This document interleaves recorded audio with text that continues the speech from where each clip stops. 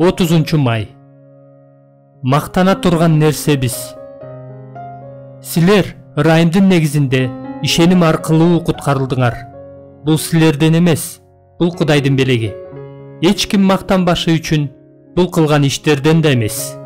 Эфестиктер 2-бөлүм 8-9 аяттар. Жаңы келишим ырайымдын жемиши менен гана мактанбашыбыз үчүн ишеним менен ырайымдын ортосундагы байланышты ачып берет. Буга мисалдардын бири катары баарыбызга белгилүү Эфестиктер 2-бөлүм 8 аятты карасак болот. Ырайымдын негизинде ишеним аркылуу деген сөздө ырайымдын эркиндигин коргоп турган өз ара байланыш бар. Ырайымдын негизинде ишеним аркылуу. Ишеним бул рухубуздун кыймыл аракети. Ал өзүбүздүн жетишсиз жана алсыз табиятыбыздан улам Кудайдын акысыз, жетиштүү жана толук ырайымына кайрылат. Ишеним Кудай өз ырайымын татыксыз адамдарга берүү эркиндигине негизделген.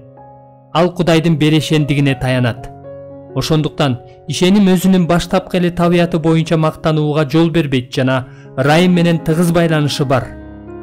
Ишеним кайда гана карабасын, ар бир мактоого татыктуу иш-аракеттердин артында ырайым турат. Ошондуктан ал ырайымдын ээси болгон Теңирден башка эч нерсе менен мактана албайт. Ошентип Павыл куткарылуу ырайымдын негизинде ишеним аркылуу келет деп айткандан кийин мындай дейт: эч ким мактанбашы үчүн бул кылган иштерден да эмес. Эфестиктер 2-бөлүм 8-9 аяттар. Ишеним адамдын боорукердиги, жөндөмдүүлүгү же акылмандуулугу менен мактана албайт.